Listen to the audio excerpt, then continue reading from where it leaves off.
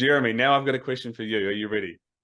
Oh, I'm very ready. All right. How do you personally, do you have you, because it could be past tense as well, benefited from being in relationship with good men, with men who see you, who challenge you, who keep you honest? Is that the whole question? That's it. 100%. And I said on the group call that we did for Connor Beaton's book launch thing the other day, there was like 8 or 9 of us on that call. And I said something like, I didn't realize how sick I was until I was given the medicine. And the medicine for me was being around a bunch of good men with good hearts that felt safe and inspired me to do better while at all times belonging and accepting me for where I was and who I was. And we've been in a men's group together for 3 years or so. And it took me a couple months of regularly meeting with my friends before I realized, oh shit, I have some stuff to work through with men being angry at me, with trying to impress men, with feeling unsafe, with feeling like I didn't belong, etc. And so it wasn't until we were in that community, it wasn't until we formed that community that I realized that I was in need of medicine.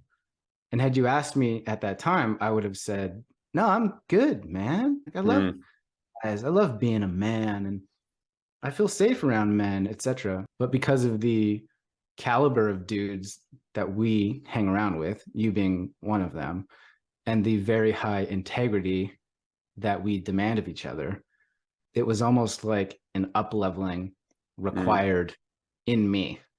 And it shined some light in places I didn't even realize were in the dark and exposed a few truths that I was completely unaware were hiding.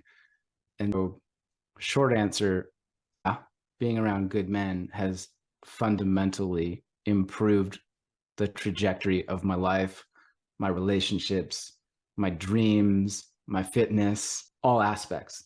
And I know we've said this many times, but that group is one of the best, most important, most sacred parts of my entire life. Genuinely. Highly recommend. 10 out of 10. Literally, Mike, just today, maybe an hour and a half ago, I was sitting at home and there's a group text message and you send a photo of some fucking weight set. And Mark, I guess I can drop names, hey? Sure. They're probably going to be on this recording. Groves is like, oh, I just meditated and hit the weights. And Dan was up early and Connor did breath work and Sly is jumping around in the gym. And I was like, oh, man, all right, I got to get my ass to the gym, even though I didn't fully feel like going to the gym. But I share that as an example of the men in my life dragging the best out of me, even when I don't feel like fully giving it. Right. That's what I want. That's what I want for my friends. Like, that's what I want from you. That's who I want to be for others as well. That's why we're in this work, like calling people forward, shining lights on them, cheerleading, championing, calling them out, making them see the light, asking hard questions, demanding honest answers. Like, I want full aliveness, and the dudes in my life help me to pursue that and savor that at all costs. I love it.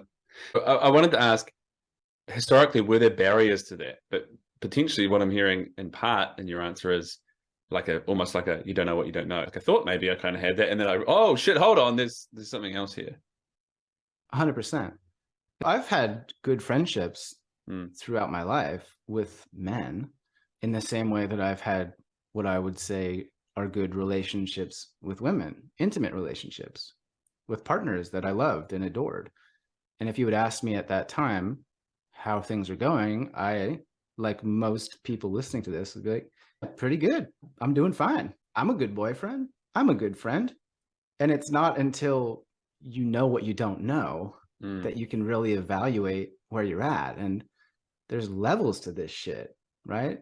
Like the great moral philosopher Macklemore states, there's layers to this shit. Player tiramisu, right?